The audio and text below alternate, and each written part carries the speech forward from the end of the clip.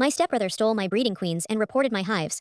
The inspector checked his boxes. I grew up tending 6 hives behind my grandmother June's lavender shed, outside Redmond, Oregon. Grandma taught me that bees punish panic, so you move slowly and pay attention. When Dad married Linda, her son Wade was already 20, and certain every quiet job was a hobby. He called my veil a costume, and asked when I'd choose real work. I repaired commercial refrigerators for 12 years, then spent evenings building Cedar Ridge apiary. By my mid-30s, I managed 80 colonies and supplied orchards with pollination crews. Wade opened a wedding barn nearby, and started selling jars labeled with our family name. The honey was wholesale, but he let customers believe Grandma's hives produced it. I ignored it until a pear cooperative offered me a $60,000 spring contract. They wanted healthy colonies, traceable queens, and a clean state inspection. At Sunday lunch, Wade slid the proposal from my folder and read the total aloud. "Half of those clients know you because of my venue," he said. I told him the cooperative had never booked his barn, and my bees weren't family property. Linda whispered that sharing would keep peace, while Dad stared at his plate. The following Thursday, I found 4 breeder boxes unlatched and every marked queen missing. Nothing else was taken. Before noon, State Apiary Inspector Lena Ortiz called about an anonymous report of contagious disease in my yard. She had to issue a temporary movement hold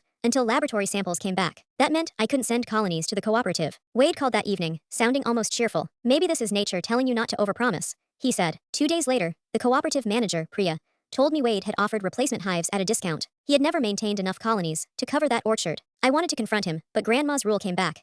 Move slowly and pay attention. I gave Lena my queen records, invoices, and recent close photographs. Each missing queen carried a violet disc, etched with a Cedar Ridge mark. The wooden frames also had my small crescent brand under their top bars. Then I checked the hive scales. The lids opened just after 2, and a fuel station camera caught Wade's truck minutes later. I sent the footage location to Lena and said nothing to the family. Wade had recently registered a new bee yard beside his wedding barn. Registration supported his story, but it also invited a state inspection. Lena visited while Wade was preparing for a bridal showcase. He showed her polished boxes, fresh labels, and 4 unusually productive breeder colonies. Then she lifted the first frame. The crescent brand was underneath it. All 4 violet queen discs carried my apiary mark. Wade claimed I had loaned them to him, so Lena asked for the movement paperwork.